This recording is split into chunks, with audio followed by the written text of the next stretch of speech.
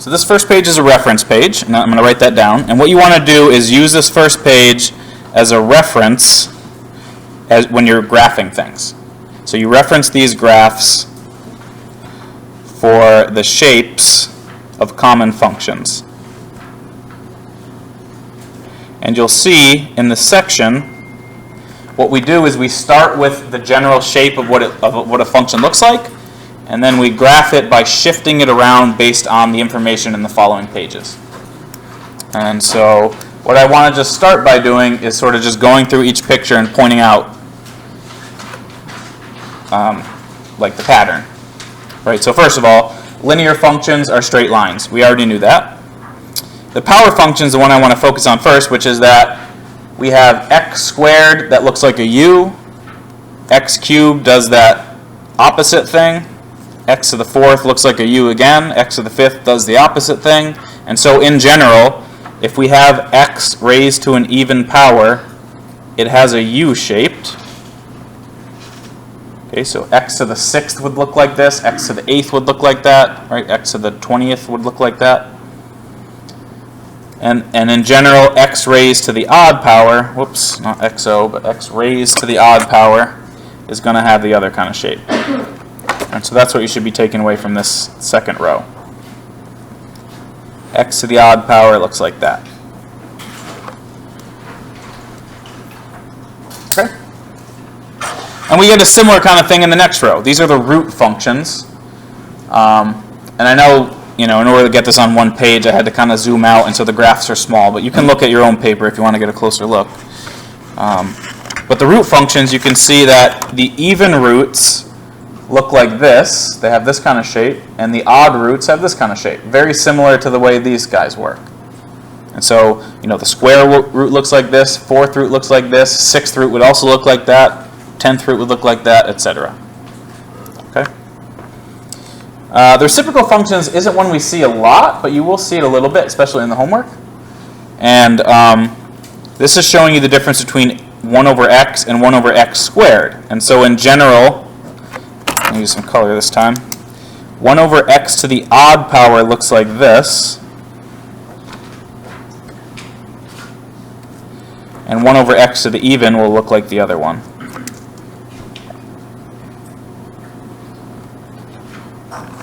Right, so in general, 1 over x to the odd looks like that, and 1 over x to the even looks like that. So keep those in mind. As we keep going down the page here, you can go ahead and cross out the greatest integer function. This is just kind of a weird special case. The reason I put this one in is because we do want to know what the absolute value looks like. Absolute value is one we will see and we will graph. And so the difference between the absolute value function and the, say, even-powered functions up here is that these ones, the absolute values form a 90-degree angle. Okay, that's like a 90-degree angle there, where the other ones have a curved bottom. So if you're looking at a graph and you're wondering whether or not it's an even-powered, x raised to the even, or you're wondering whether or not it's absolute values have corners. And these ones have curved bottoms. Okay? And so what we're going to do on the pages to follow is we kind of start with one of these general shapes, and then depending on what the problem looks like, we move that shape around the xy axis. So you'll see what I mean, and you want to use this as a reference. I'm going to use this as a reference, and so it's just nice to have this one handy. As we go forward here, there's 3 things that I'm looking for when you graph something. Every graph needs the following things. So when I go and I graph or I grade a quiz or a test, I'm looking for these 3 things. Number 1, the correct shape. That's where this page comes in. Looking for the shape to be correct. I'm also looking for any stretches or shifts. You'll see what I mean when we start doing this. And the third thing that I'm looking for you to show on a graph is any intercepts. So any x and y intercepts. So keep that in mind when we're doing this, and I will do those 3 things when we go through.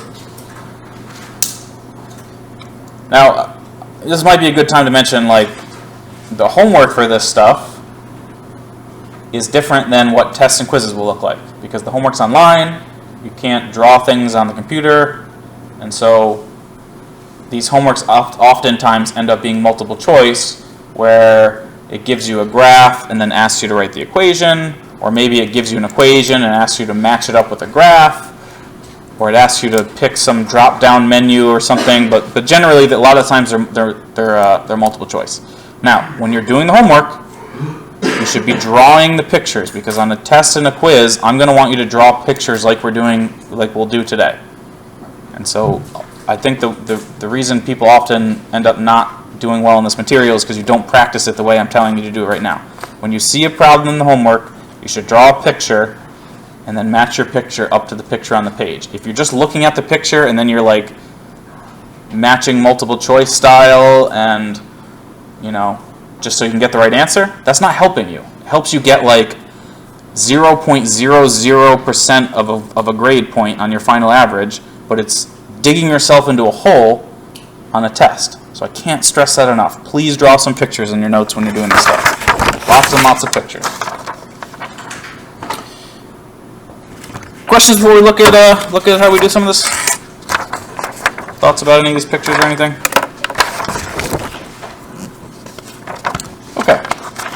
So let's look at the first page. The first page of this transformations section is all about shifting vertically and horizontally. And what I'm going to do as we go through this is I'm going to explain the concept, but I'd like to sort of also try to explain the intuition behind the concept so you don't have to memorize things, right? Remember we talked about that. If you just kind of understand why things are true, then you don't have to memorize them. They just make sense, right? So the first thing is vertical shift. This is the one that's usually the easiest to learn, so that's why it's first. And so what we have here in our pictures and what this box is showing us is that if we have c, which is some positive number, if we add c on the outside of a function, so we take a function and we add c to it, it moves that function up by c. And if we subtract c from the function, it moves the function down c. So, and that's what's being shown in this picture. If this is our original function, the bottom one, the blue one, then adding c on the outside shifts that thing up by c. And if we take our function, which is blue, and we shift it down, and we subtract c, it shifts it down that many. So for example, let me do a quick, and in these following examples, I am going to draw two pictures. I'm going to draw the original in dotted red, and I'm going to draw the transformation in solid blue. I guess it's the opposite of what these are. Maybe I should have switched that.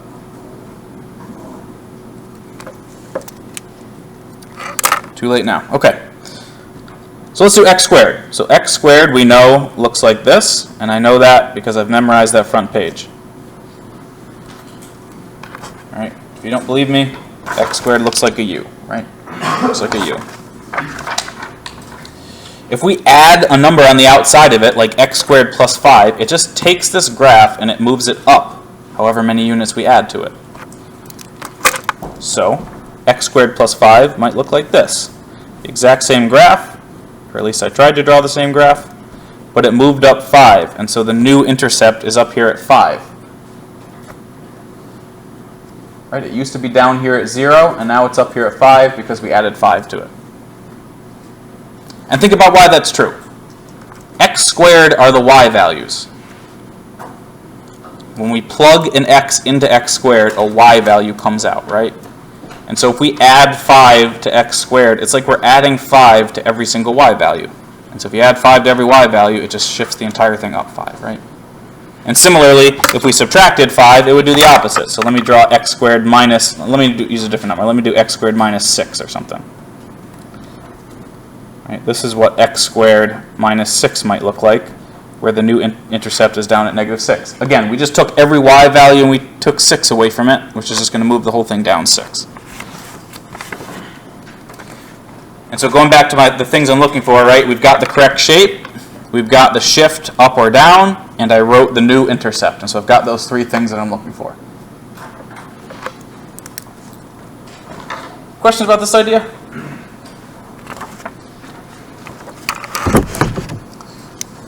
Right, so this one's, like I said, this one's the most straightforward one. If you just add a number outside of it, it moves it up or down, depending on whether it's positive or negative. Okay, let's look at the next one. Is everyone set with this one?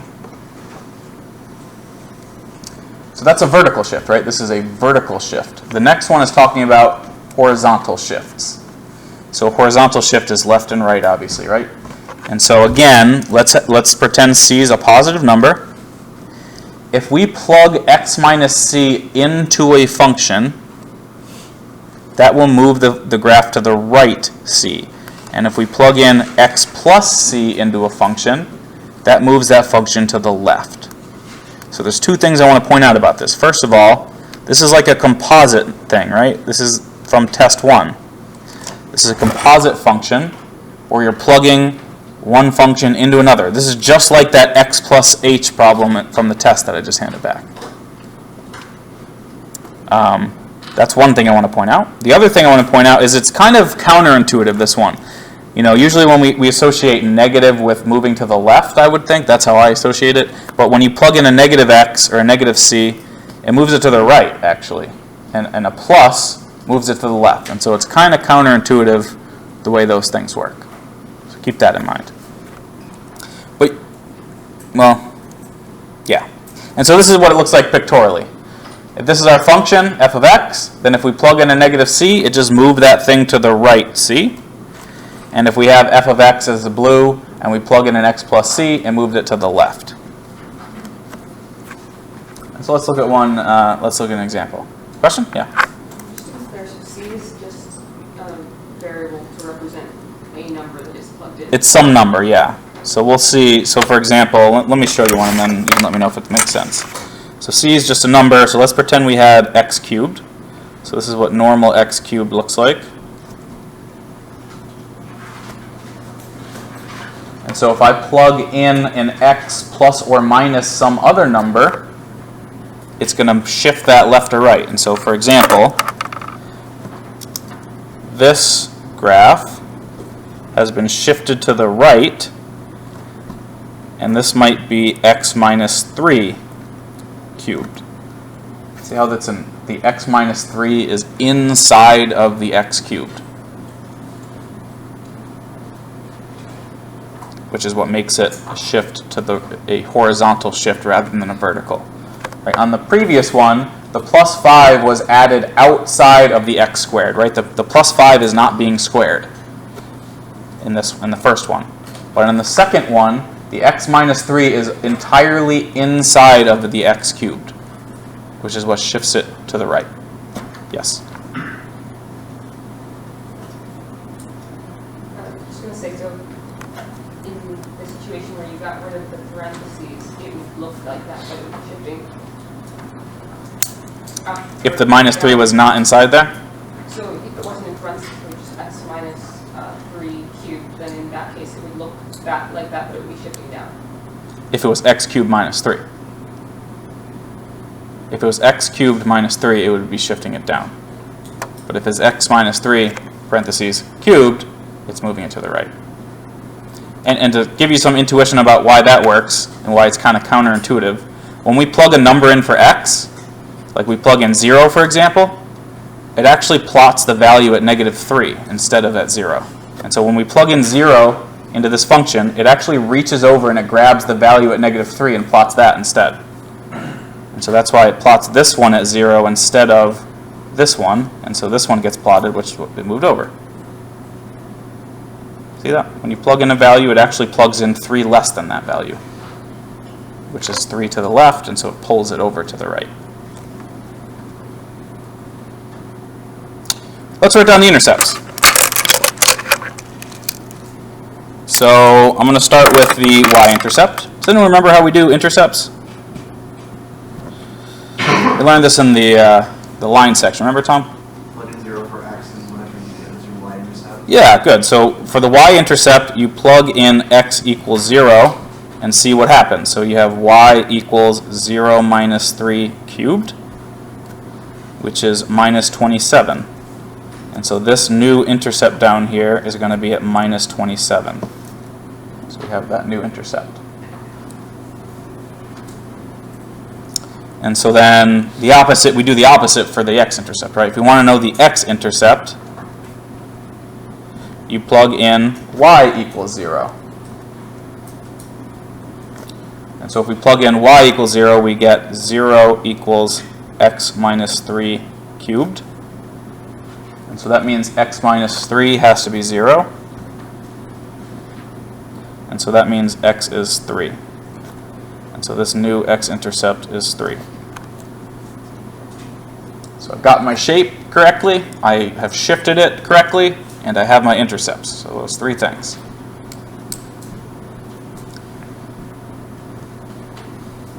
Questions? Would you be able to like zero the cube I'm sorry? on the very end? Oh, on this one? Yeah. I took a cube root. I did like a cube root right there. Yeah, so to solve that equation, we take a cube root to get rid of the cube, and we get what's inside there. The other way to think about that is, if we want to cube something and it end up being 0, then whatever we're cubing needs to be 0. You can't cube a not 0 number and get 0. And so that means x minus 3 has to be 0. That's the other way to kind of think about that. And the other thing I want to point out is, do we really need to do that at all? Why not, Nick?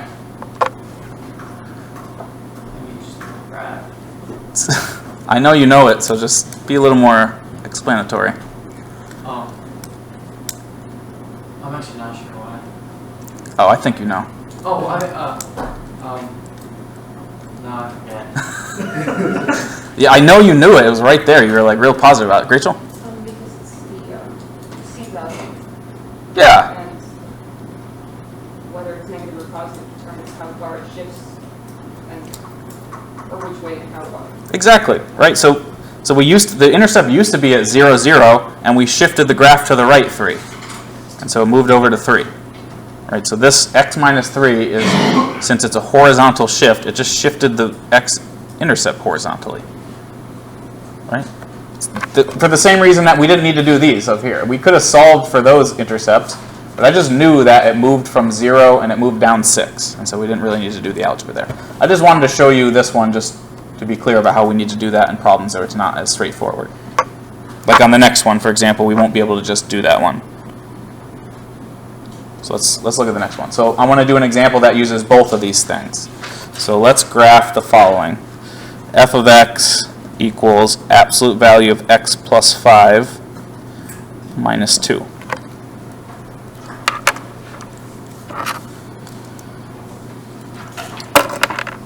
So this first page, this reference page of all these graphs is important, right? Because we need to know the shape that we're moving around. We start with one of these shapes, and then we shift it around up and down, left and right. We'll flip it, we'll stretch it, etc. So what graph or what base function are we using? What are we going to shift around? Yeah, absolute value, right? We've got the absolute value in this problem, and so this is a transformation of this graph. It's an absolute value graph. And so that's the first thing I want to write down, is that we're going to transform absolute value.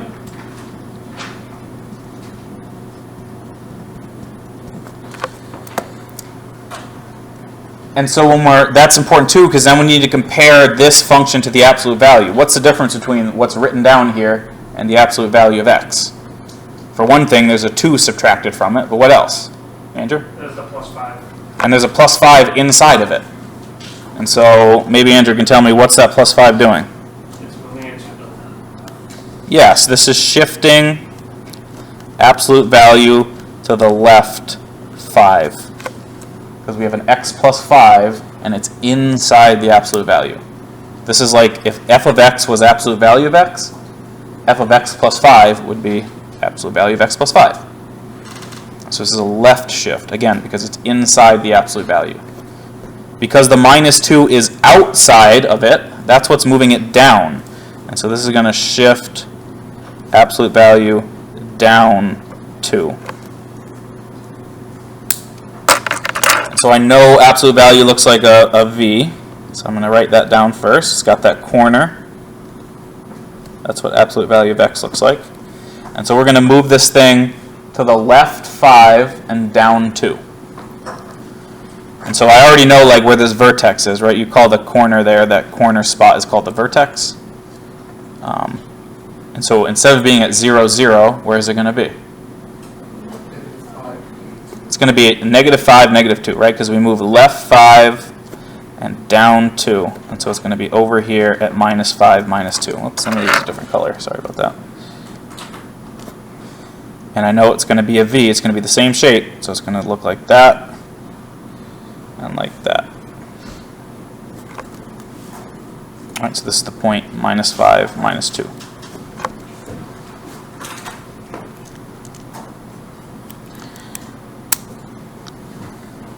Questions about that part so far? You know, so let me just mention why I care about this. This might seem like not, you know, why do we care? We have graphing calculators and stuff. Because when you use, first of all, when you use a graphing calculator, you want to be able to catch your errors, right? Especially if it's a more complicated function. And so knowing the shape of what it looks like and kind of having an idea what it looks like is actually really important to catching simple mistakes. And you also kind of want to know what a function looks like before you do anything with it. It helps to know that this starts at -5, -2, and everything is above that point.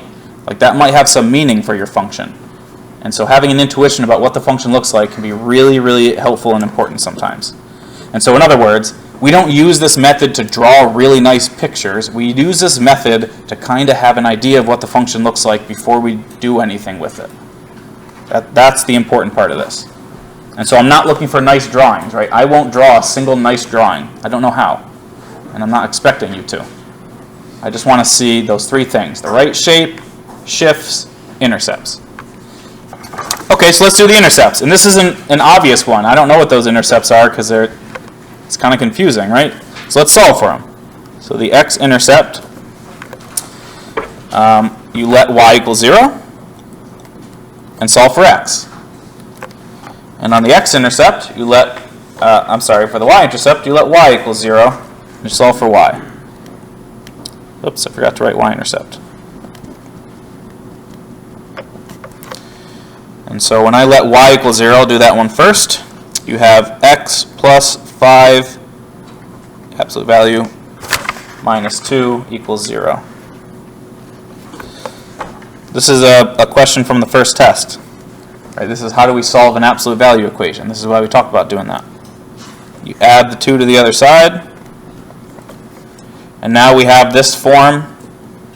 A lot of people struggled on this question, so this is maybe a good review. Now we write down x plus 5 equals the positive 2, or x plus 5 equals negative 2. And we solve both of those. And so we're going to get 2 answers.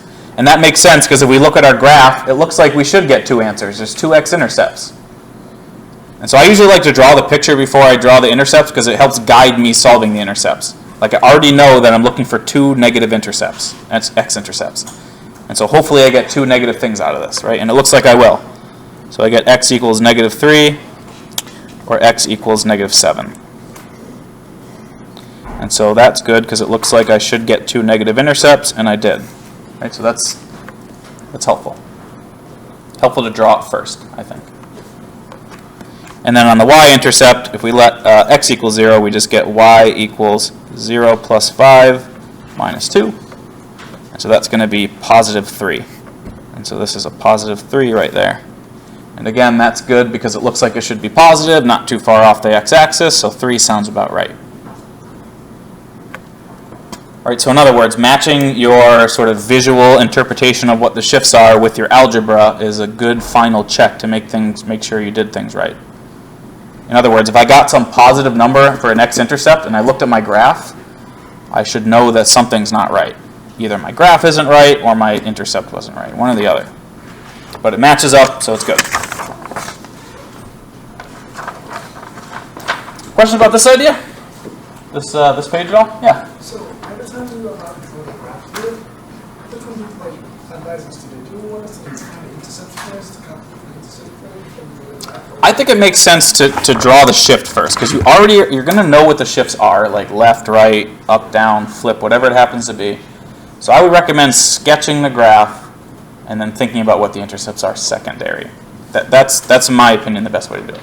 But you can play around with them and try it yourself and see you may like it differently. I don't know. Other questions?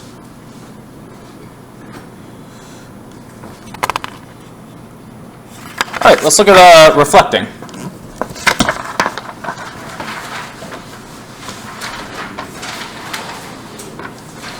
So when we reflect graphs, we're talking about flipping them over, and either flipping them upside down or flipping them side to side. And I had a really great question in my morning class today, which was, if there's more than one thing to do, like on that last question, there was more than one shift, we shifted left and then down. Does it matter whether you shift down and then left or left and then down? Not in shifts, but in reflections it does matter. And so I just want to make a quick note here. This is the only time it matters with this stuff. You usually want to reflect before doing other transformations. Just keep that in mind. Whoops, transformations, if I can spell it quick. I swear, whenever I'm starting to do a video, I can't write or spell.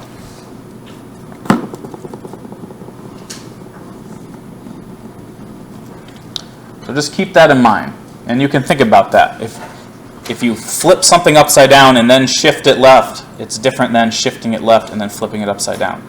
And so we want to reflect before we do those things. Keep that in mind. There's only a couple times that'll be an issue, but keep that in mind. Okay, so here's how these two things work. So we've got our function f of x. If we multiply the function by -1, it reflects that function about the x-axis. And so that's what's being shown in the left graph here. If we have f of x and multiply it by -1, it takes this function and it flips it upside down like this. So this like this, right, over the x-axis. And you can see that's what's happening between those two graphs.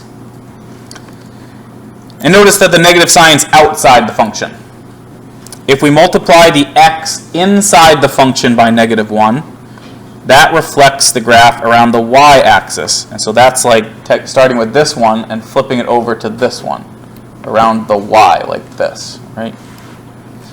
And let's think about why that is. Again, f of x kind of represents y values, right? It's all the y values. And so if we multiply all the y values by -1, it takes the positive ones and makes them negative, and it makes the negative ones and makes them positive. And so that's what gives you this kind of flipping action, because it just literally flips, makes them opposite, right? And so I'm going to write that down. I really think it's super helpful to just understand that rather than memorizing it. And so minus f of x, it takes all the y values and multiplies them by -1. And in doing so, that flips the graph upside down.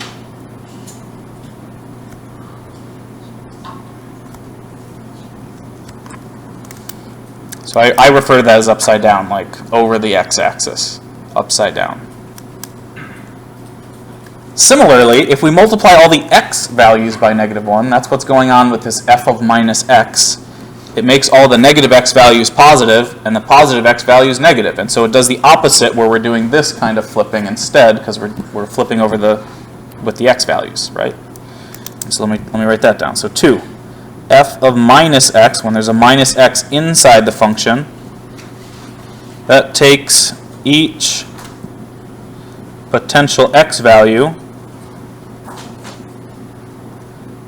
and instead uses the minus x value. Right? So if you plug in a 2, it's actually going to plug in a -2. And if you plug in a positive 10, it actually plugs in a -10. So it does the opposite sort of flipping, where it flips it from side to side. And so thus, it flips the graph horizontally. And I'll just try to use the more precise term. Upside down is really vertically. Try to be more precise about that. Questions about that concept? Before we look at a couple of them. So what about this one? Let's look at square root. So I'm going to draw the square root of x. I know square root looks like this.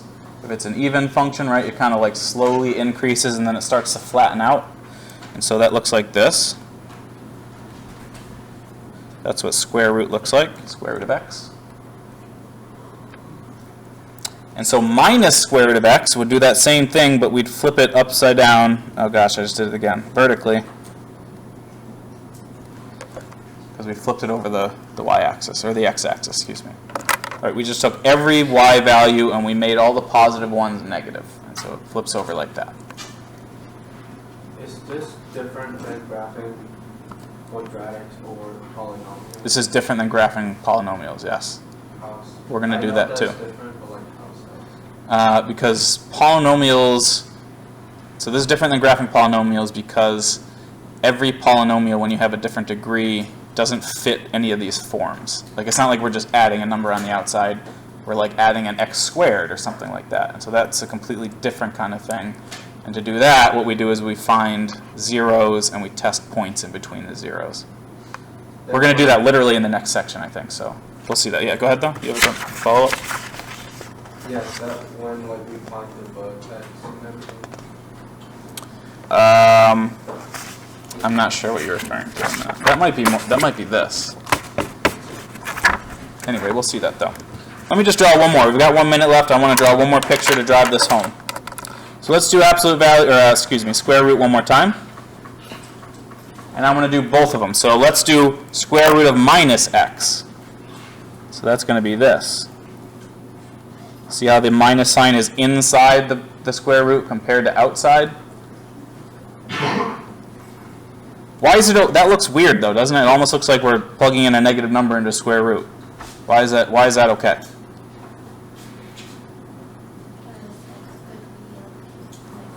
Yeah, because we're plugging in negative numbers. So when we plug negative numbers into x, they become positive by that negative sign. So that's why it's over this way.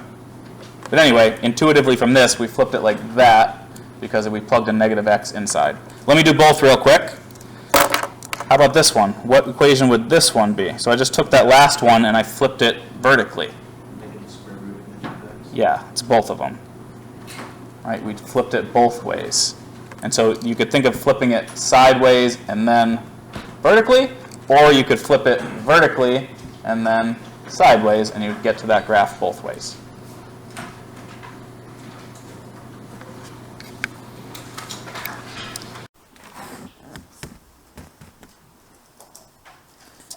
So let's look at another one with, we'll combine another one with a couple. And let's stick with absolute, or a square root on this one again. So let's start again with square root of x. And let's think about let's do something from the last page and this page. So what is the minus square root of x plus 4?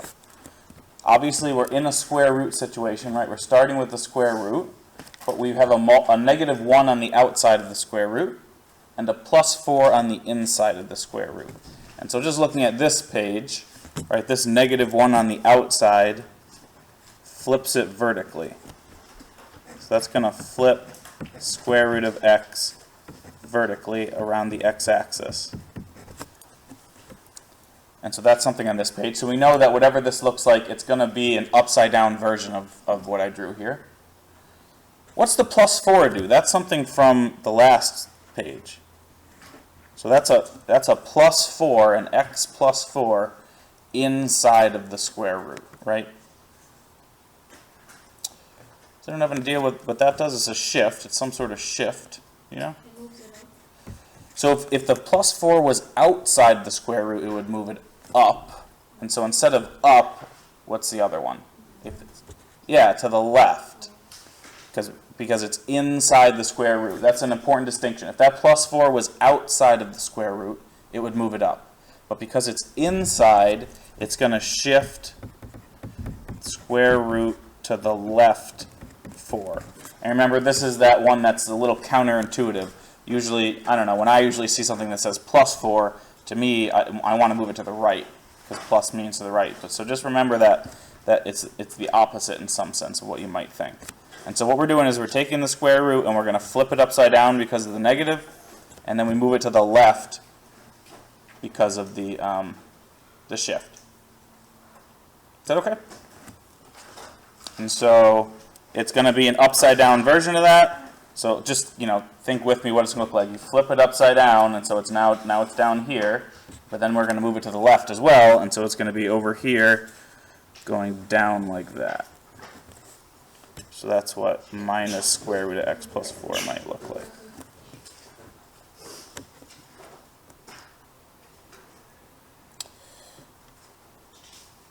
Questions? And so I wrote this down on the first page last time, but I'll just remind you the three things I'm looking for are the correct shape, right? Any shifts that take place, and then any intercepts that exist. And so we've got two of those, right? We've got the shape, it looks like a square root shape. We did the shift, we flipped it and we shifted it, so that's good. And now we just need to figure out what the intercepts are. And so I'll remind you, when we figure out what the x-intercept is, you set y equal to 0, right? And so we do minus square root of x plus 4 equals 0. That's how we figure out what the x-intercept is. And we can solve that for x. And so we can square both sides, and we'll get x plus 4 has to be 0. And so that means x equals minus 4. So that point right there is at minus 4, 0. And note that we didn't really need to do the algebra to get that. I want to always just remind you that's how we can get an intercept without thinking about it, or without conceptually thinking about it. But we could have gotten that without doing any of this algebra, right? Because we flipped this. It used to be at 0, 0. The x-intercept used to be at 0. But when we flipped it upside down, right, when we did the flip, it's still at 0. It would have been right here going down. And then we moved it to the left 4. And so this minus 4 is because we moved it to the left 4. Right, so we really didn't need to do this one so much. But for the y-intercept, I don't know how to think about that one. We can't really get an easy way to think about where that is. And so we really do need to do some algebra for that. So for the y-intercept, you set x equal to 0. And so you get y equals minus square root of 0 plus 4. And so that's going to give us minus 2. Whoops, sorry about that. Off the page there. And so it's a negative number, and so I usually like to draw the picture first because it makes me feel good that that's a negative number, right? Because it looks like it should be a negative number, it should be negative 2, that looks like it's good. So that's a negative 2 right there. All right, and those are the three ingredients that we're looking for.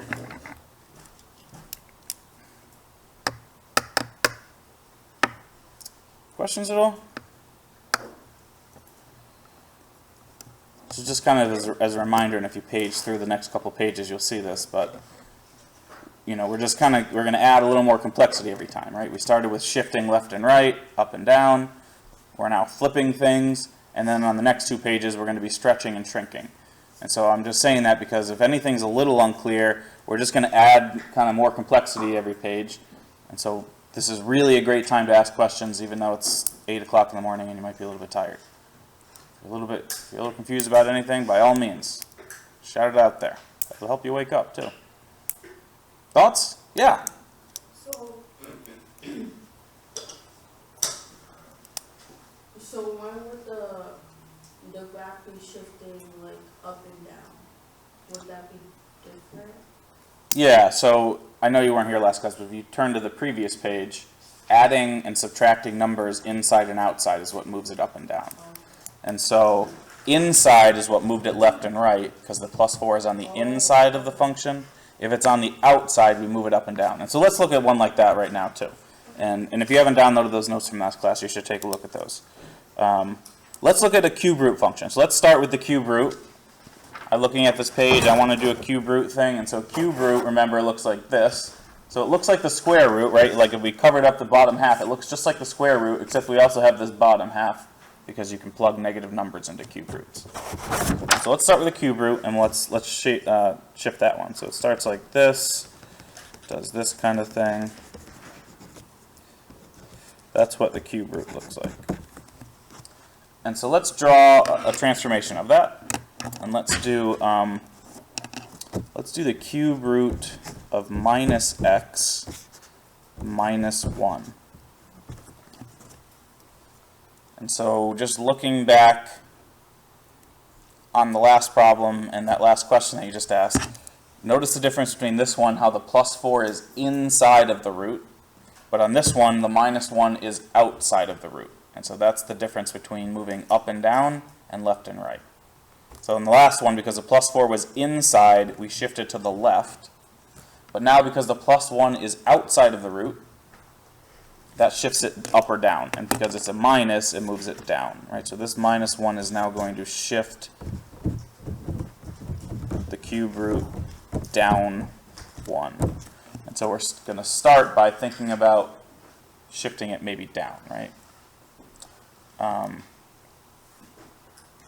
forget what I was going to add to that. Does everyone see the difference between those two things? That's the one that usually ends up confusing people. Oh, I remember what I was going to say. Remember, because if we just subtract 1 from a function, it's like we take every y value and we subtract 1 from it. So that's what's taking it down. But when it's inside the radical, we're taking or adding or subtracting values from the x's, and so that's what shifts it left or right. It's the difference between adding or subtracting to the x's or adding subtracting to the y's. Okay, so the minus 1 shifts it down. That's from the last page, right? From the previous page, from last time. What's the minus 1 do? That's inside the cube root. That's from this page, right? So what do you do if there's a minus 1 that's multiplying the x inside of the function? Okay? Yeah, that's what this property is right here, right? See how the x is being negated inside of the function? So that's this situation where the x is inside there. And so this is going to flip the cube root horizontally instead of vertically. Again, just compare it to the last one, right? This negative sign on the previous one was outside the root. That's what flipped it vertically. This one is inside the root, which is what flips it horizontally, right? Notice the difference there. And so we're thinking about taking this original and we're going to flip it horizontally, right, and shift it down 1. And so I will do my best impression of that, making it a little bit lower. You can already kind of imagine what it would look like, but it's going to look something like this.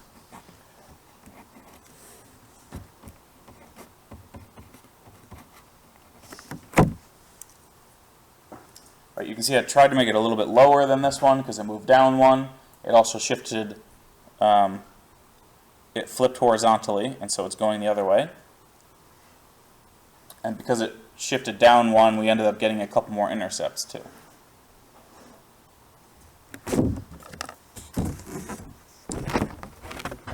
Questions about the picture first? Because the picture is usually an important first step. And then you think about the intercepts, because now when I have a nice picture, I'm looking at this and I think, okay, I need some negative x-intercept and some negative y-intercept. And that's very helpful to kind of just know that.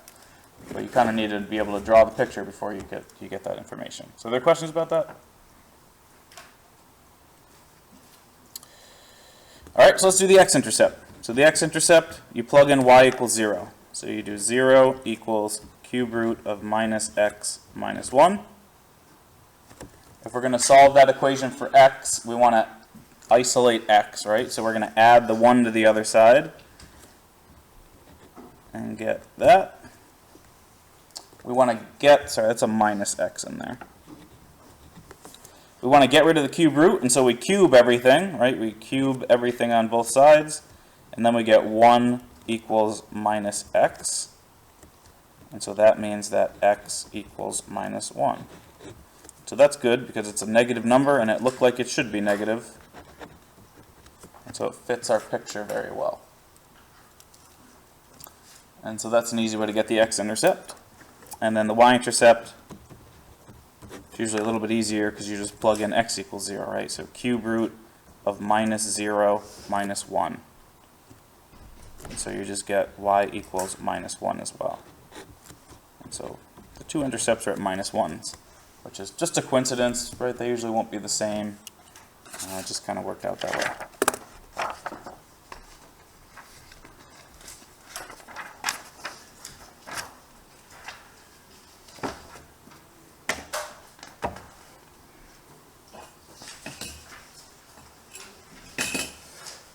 Questions at all?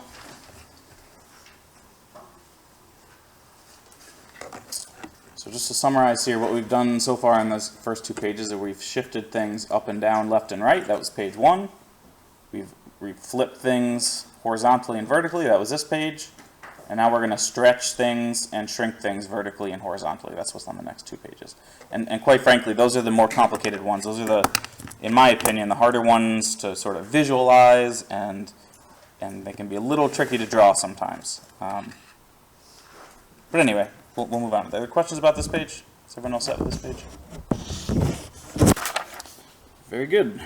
All right. So this is the vertical stretching and shrinking page. Just to kind of foreshadow the next page, right? This is vertical stretching and shrinking, and the next page will be horizontal stretching and shrinking. And so they kind of do similar things, and they can produce similar looking pictures. And so there's a couple subtle differences that we want to make sure that we understand here. Okay. So there's 2 things going on here. Sort of like number 1 and number 2, right? You got 2 rows here.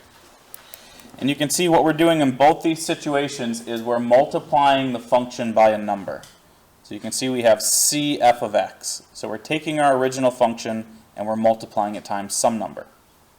If that number you're multiplying by is bigger than 1, right? It's like you're taking all the y values and you're multiplying it by something bigger than 1. And so that's going to move up or down every y value. It's going to stretch it vertically. So if the number you multiply by is bigger than 1, it stretches the graph vertically by a factor of c. And if the number that you're multiplying by is between 0 and 1, it shrinks it. And so that's what's being shown in this graph right here. See how we have c greater than 1 and c between 0 and 1?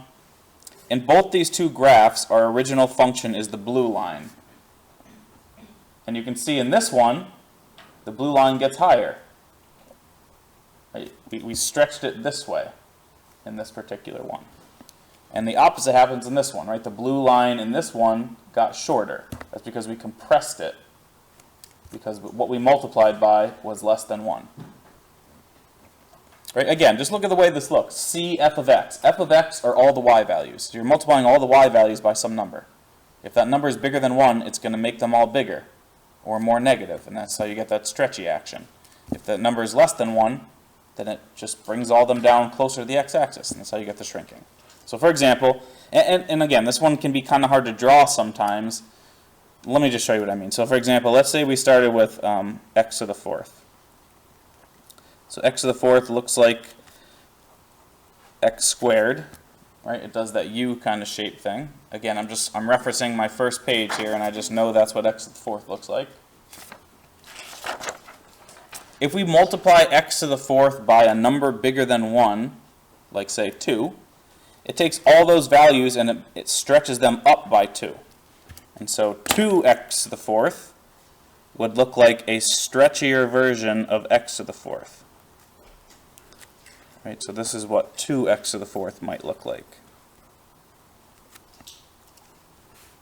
We just took all the values and multiplied them by 2.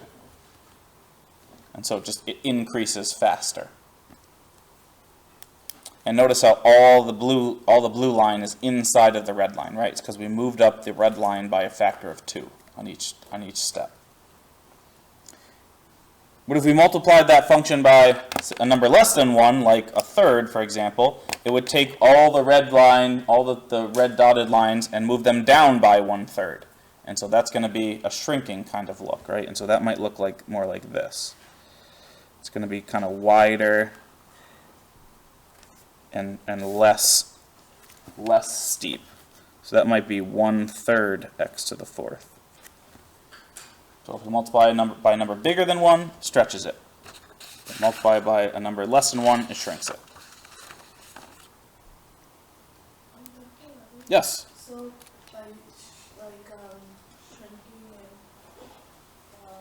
shrinking, does it mean like basically looking at the slope? Because it seems so confusing. So the question is, does stretching and shrinking, is that looking at the slope? Picture-wise. Certainly most of the time. I'm trying to think if it's all the time or not. Yeah, in some sense. I mean, first of all, we usually only talk about slope with a straight line, right? But if you want to think of slope as how quickly the function is increasing, then yes. If we multiply it by a number bigger than 1, it's going to make the slope increase. Yeah, it's going to make the function increase quicker. And if we multiply by a number less than 1, it's going to make the function increase slower. And so, yeah, it'll decrease the slope or increase it. Yep, that's one way to think about it, yeah. And let's look at another one. Let's look at a perfect example of that again. Are there other questions about this before we look at one? So I'm going to do another comparison here. Let's do 4th root of x. I'm going to do the 4th root, and remember the 4th root, since it's an even root, it looks just like the square root. The only difference is it just increases a little bit slower. See how this one's a little bit steeper than that one is? But when we're just doing a sketch, for all intents and purposes, they look the same, right? So if we're just sketching a 4th root, it looks very similar to the square root. So a 4th root looks like this. Let's multiply that by a number bigger than 1 and less than 1. So if we multiply it by 10, for example, it takes every one of those points and moves it up by a factor of 10. And so it's just like a steeper, higher sloped version, right? So it might look like this instead. That might be what 10 4th root looks like. And if we multiply by something less than 1, like a 5th or something, it's just going to move all those points down by 1/5, which is going to make it look more flat. So that might be 1/5 4th root of x. And you can see I'm not fussing with any intercepts on these because the intercepts aren't changing on any of them so far. The intercepts were at 0, 0, and they've stayed at 0, 0 because we didn't shift them at all left or right, so the intercepts stayed the same. And so that's kind of an important, interesting thing, which is that if we stretch or shrink something vertically, it may not change some of the intercepts. We'll see one in a second where it might, but just note that it may not.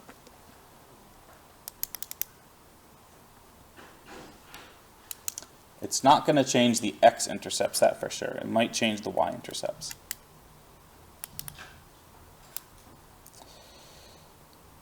Let's look at another kind of sort of simple one. Let's look at the 5th root. So the 5th root looks, oh sorry, I got For that one, like the first one that we did. Yep. How come that one moved the y? Or are they all starting from 0? this one, yeah, they should all be at 0. I'm trying to not overlap them too much, but they should all be right at 0, 0. Yeah. So it doesn't change the y-intercept because we're multiplying the y values by a number, and since we're multiplying 0 by a number, they all stay 0 on that particular one. If we're going to like, combine a bunch of the transformations together, Yeah. but I remember in school learning an equation that had like the order in which the transformations occurred on one, and I don't know if like, you know what you could share. So we are going to be combining transformations. I'm not familiar with what equation you're talking about. It's like negative a times x plus y, so it just shows, it's the full equation, and then it just has all of the, it's like the order of the transformations. So like you would do the vertical stretching first, and the horizontal stretching, and then I can probably email my old teacher. Yeah, I can try to look for something like that. I'm not super familiar with that. What I did write down last time, which if you missed this last time, what I did mention was one thing is usually it doesn't matter so much the order of which you do these transformations, but sometimes it does, which is what you're pointing out. And what I found generally is that, and I wrote this down on the last page, you usually want to do any reflecting before you do any shifting. Because if you shift something and then reflect it, that's different than reflecting it and then shifting it.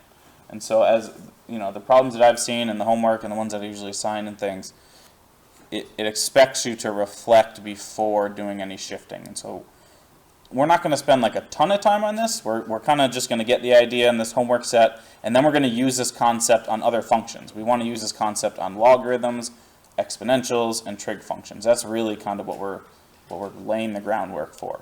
And so it's possible maybe you went into it in more depth with non-exponential or trig functions in high school. more so than we are now. I'm not sure, but I can look into that and see if there's something specific. But I will just point out, at the very least, if there's a reflection, you should think about doing that first. Yeah. And I'll try to look up and see what you're talking about there. Other questions before we look at another one of these? I wanted to do x to the fifth because it's got negative and positive parts to it. And so when we when we stretch it vertically, it's maybe not, I don't know, you can see some interesting things happen. So if we have x to the fifth, which again looks just like x cubed, right, except it increases steeper, and since we're just sketching things, like it looks exactly the same essentially. If we multiply this number or this function by something bigger than 1, so let's do like 5x to the fifth, it stretches everything out vertically.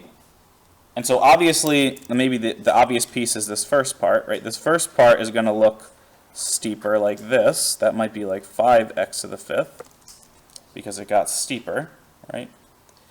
But the negative version also got steeper. And so the negative version getting steeper looks like this, right? It's not the best drawing, but you get the gist. And what I'm trying to point out is, notice how the function is closer to the y-axis on both pieces. Don't be tempted to stretch it out outside of that red line. It's got to go steeper. And so if it's steeper, that means it's closer to the y-axis. Whereas if we multiply by something less than 1, it would kind of do the opposite. It would be out here for the negative values, and then it would be over here for the positive ones. Right? This is what maybe 1/5 x to the fifth might look like. And so it shrunk down, which made it look wider, but it's a vertical stretch. And I want to compare this to the next page too, because the next page we're going to do horizontal stretching, and this looks a lot like a horizontal stretch to me too. And so you got to be a little bit careful about the slight distinction between the two of them. Let's combine one, though, if there aren't any questions about this. Let's do a combination one. That's really what we want to work towards, is doing multiple transformations in one, right? Questions before we look at one? So let's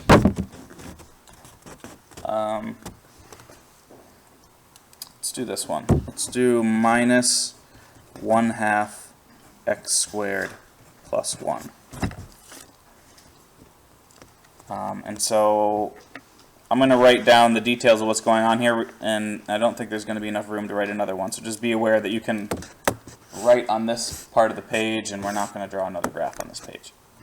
So there's 3 things going on here. First of all, we need to know what we're transforming, right? Like, what's the base function is what we call that. Which one of these functions on this page are we transforming in this particular problem?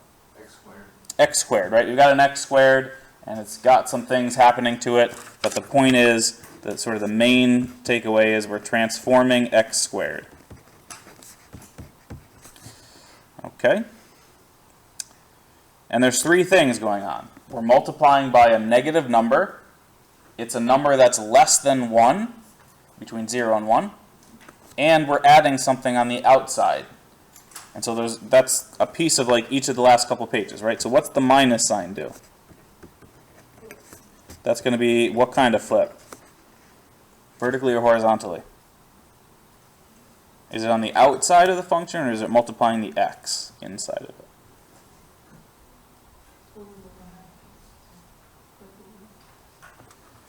So this was on the previous page here, right? Which one of these 2 things is it? Is it on the outside or the inside? It's on the outside of it because it's not inside the square. If we had parentheses here and then there's a negative and it was both being squared, that would be inside it, but it's not. It's outside of the x squared. Right? The x squared is being multiplied by negative 1, so the minus sign is going to flip it vertically. All right. So that's the minus sign. What's the 1/2 doing? That's from this page. We're multiplying by a number less than 1. So the 1/2 is going to shrink it. Shrink it vertically. And And then what's the plus 1 do? Move it up one. Move it up 1. That's from the first page, right? That's shifting it up 1.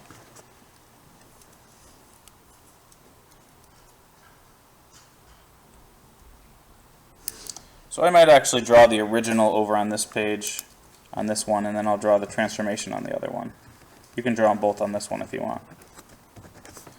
Right, so that's what x squared looks like. And so we're going to take this graph on the left, we're going to flip it upside down, move it up 1, and shrink it vertically.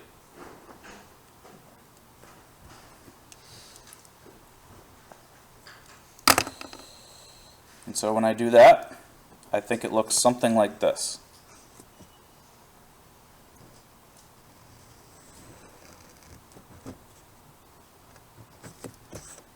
So that's going to be my minus 1/2 x squared plus 1. It flipped upside down and moved up 1.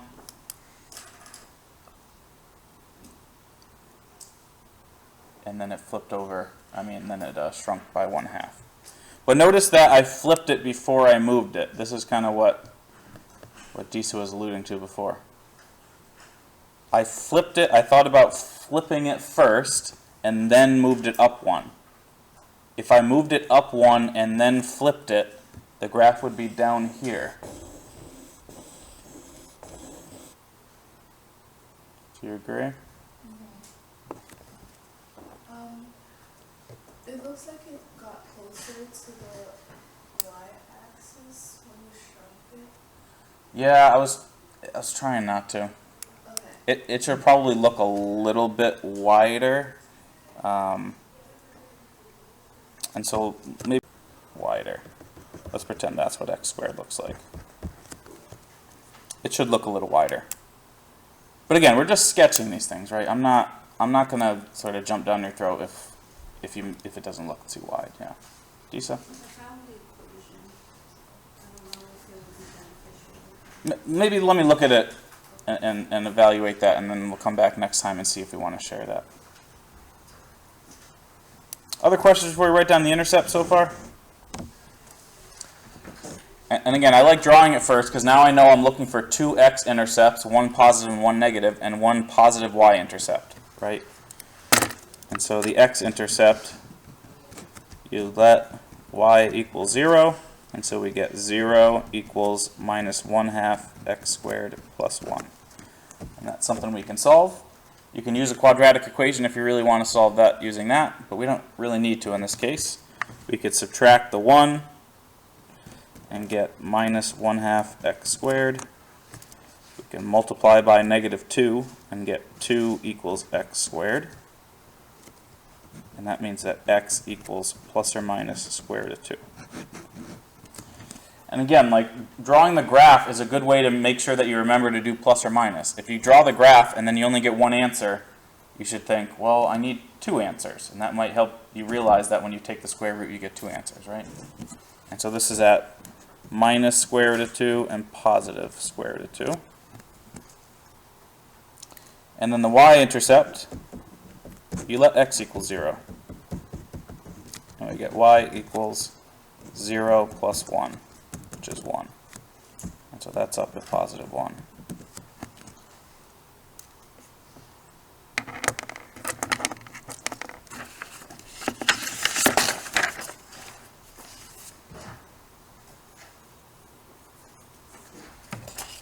Okay.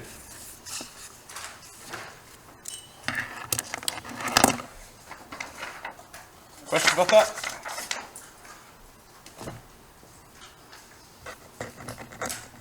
All right, there's one other thing we want to look at, which is horizontal shrinking and stretching. It's very similar to the last page in looks sometimes. Sometimes a vertical or horizontal stretch can look very similar to each other, so just be aware of that. Again, I'm not like grading you on your artistic ability or anything. I just want to see that you get the idea. And so notice the difference between the last page and this page. It's very similar to kind of the other distinctions. So on the last page, this is the last page, we multiplied by a number outside the function. right? And in all these examples, the number was clearly being multiplied outside the function. This one, we're multiplying by a number inside of the function. So the x itself, which is in the function, is being multiplied. And if that number, we get the same situation. If that number that's being multiplied is bigger than 1, then it's a shrink in the horizontal direction. And if the number is less than 1, it's a stretch in the horizontal direction. And so we can see again the two pictures here. If the number is bigger than 1, it's like we took our original graph, which was the blue line, and it shrunk horizontally. And if the number is bigger than 1, I mean between 0 and 1, like this one, we took the blue graph and we stretched it horizontally. And so that's a little counterintuitive too in some sense, right? You might think when you multiply by a number bigger than 1 that it should stretch. But when you multiply by a number bigger than 1, what happens is you're cramming twice as much information in the same amount of space. That's what makes it shrink. I'm going to say that again, but let's draw a picture before, that'll help us visualize that a little bit. I will just add a quick note here on the right here, which is that this is very similar to vertical stretching and shrinking, except one thing that you might want to notice. Except the height doesn't change.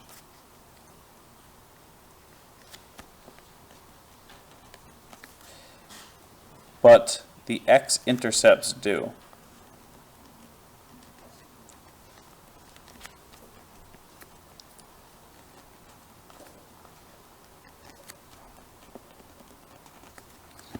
So keep that in mind. So just think about the visually on these two graphs. If we stretch or shrink them horizontally, the heights of them still stayed the same. It's just the x-intercepts is what really changed. You can just see that in these two pictures. The height has stayed the same in all these pictures. It's just that the intercepts ended up changing, right? They used to be here, and now it's here. Used to be here, and now it's here. And so we'll see that when we draw a couple of them too.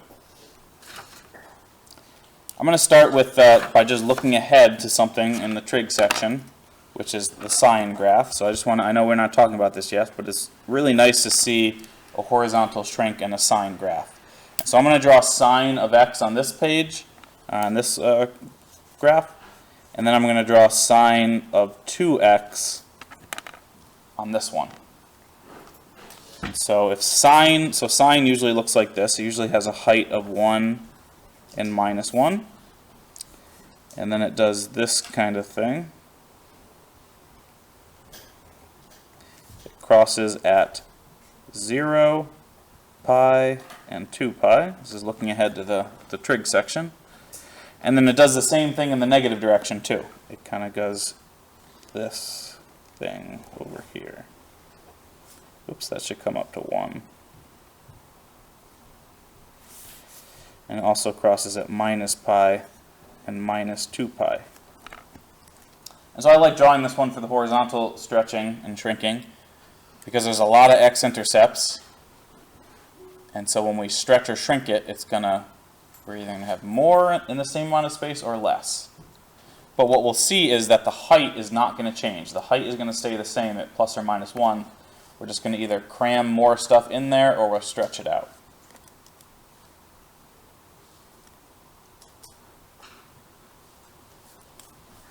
So which type is this, first of all? Sine of 2x, that is.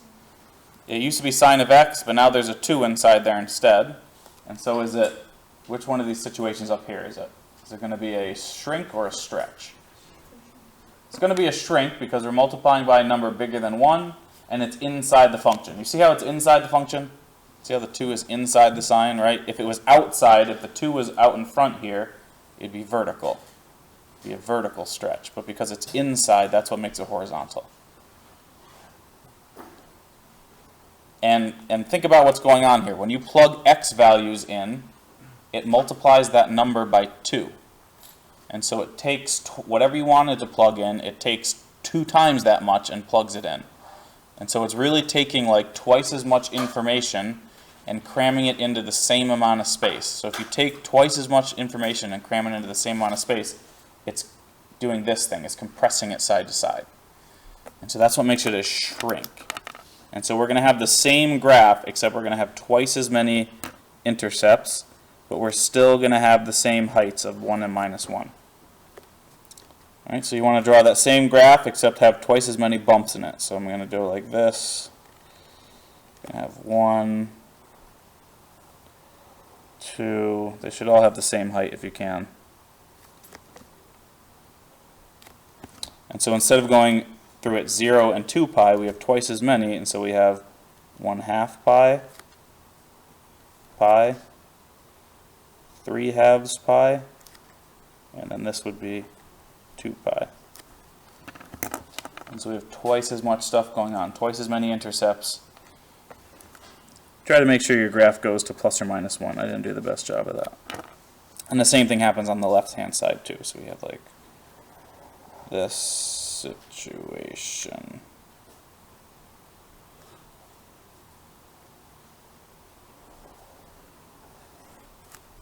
So this would be minus 1/2 pi, minus pi over 2, minus pi, minus 3 pi over 2,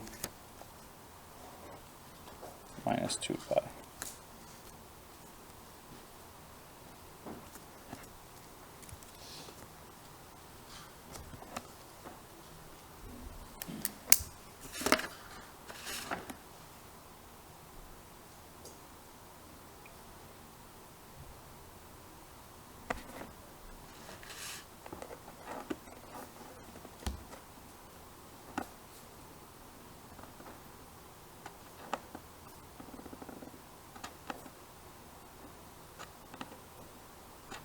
Questions? I'm not expecting you to, sine wasn't one of the ones on the first page, so I'm not expecting you to necessarily know this one. But what you'll see in the homework occasionally is they give you some random graph and they say, they'll say like, here's f of x on the left. What's f of 2x? And you just need to know that it's a horizontal shrink. And so you might see something like this. It may not call it sine, but it may give you a graph and ask you to do a very similar kind of thing. All right, let's do one more where we combine some stuff here. So let's do another one where we combine some things and more of a problem that we might see in this section. So let's graph x squared minus 4. That's going to be our base graph. X squared minus 4 as a base graph looks like this. So we took x squared and we moved it down 4, right? Just to be clear. And so that's going to look like a U shape that's moved down 4. And so that's going to be something like this.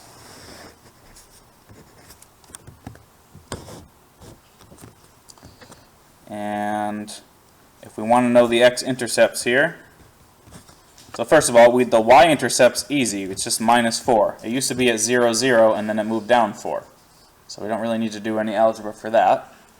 For the x-intercepts, I'm just going to solve for them real quick, just to give you some more stuff to look at when you do this your own. You get this. You get x equals plus or minus 2. And so we see we have plus or minus 2 as those intercepts.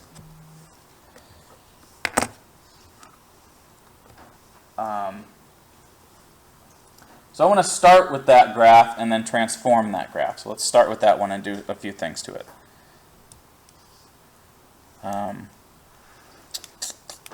Just going to say something. What was it? I'm not sure. Anyway, what we're going to do is we're going to transform this one. And we're going to do 1/2 x squared minus 4. And then we'll do 2x squared minus 4. And we're going to draw both of those over there.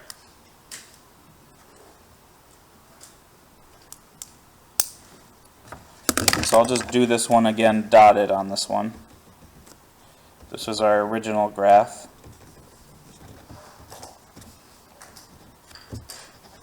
This is my x squared minus 4. And so we're doing two things to it. We're multiplying. So first of all, notice how this is inside the function. This is what makes it inside the function, because the 1/2 is multiplying the x, and it's inside of the x squared. Right? This is like in f, if this is our f of x on the left, if f of x is x squared minus 4, then 1/2 x squared minus 4 is f of 1/2 x. Right? It's like I took a 1/2 x and I put it into there. This is a composite type thing. And this would be an f of 2x, right? This would be f of 2x. Again, you can see how they're inside of the x squared. They are also being squared.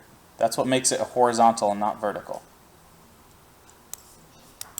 And so the 1/2, the 1/2 is going to stretch it horizontally, and the 2 is going to shrink it horizontally. And so the 1/2 might look like this. It's going to be a wider version of that. It's going to have the same intercept of minus 4, except it's going to be wider.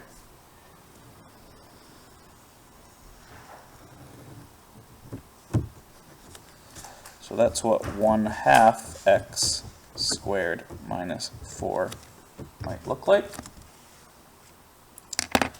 And then the 2x squared minus 4 is going to be the same thing but shrunk. And so it's going to have the same y-intercept, except it's going to be inside there.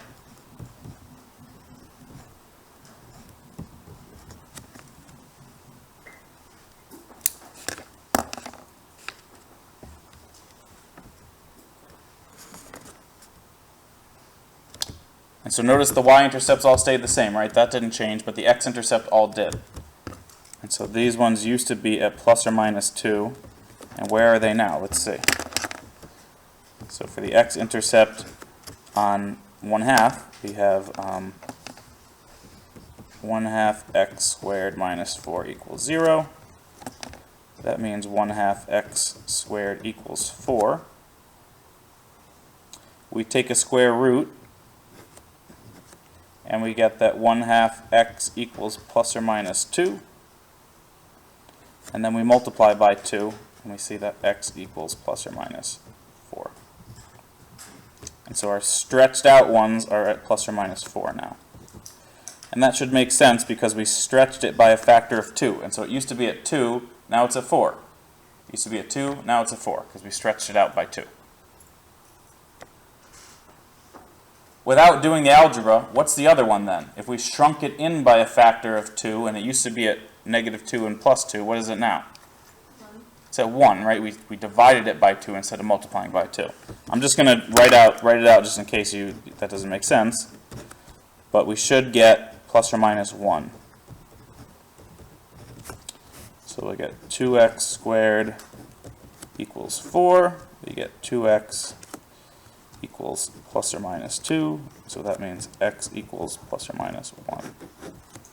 And so we get plus or minus 1 on that as well, just like we thought.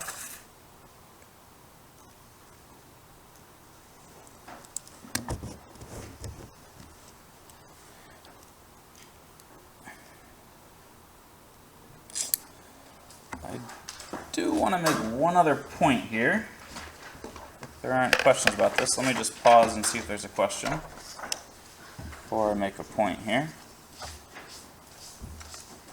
So notice that this this horizontal shrink and stretch looks a lot like a vertical one. Like if you look at the last page, it looks very similar to this kind of thing that we did here. This is from the vertical stretching page. This thing looks almost exactly like this one, because we can phrase this as a vertical stretch. So let me just show you that real quick before we do our group quiz here. So notice this. You don't have to write this down necessarily if you don't want, but if we do 2x squared minus 4, and we simplify this, so let's distribute the square. This is the same thing as 4x squared minus 4. And so this is written as a horizontal stretch, actually as a shrink.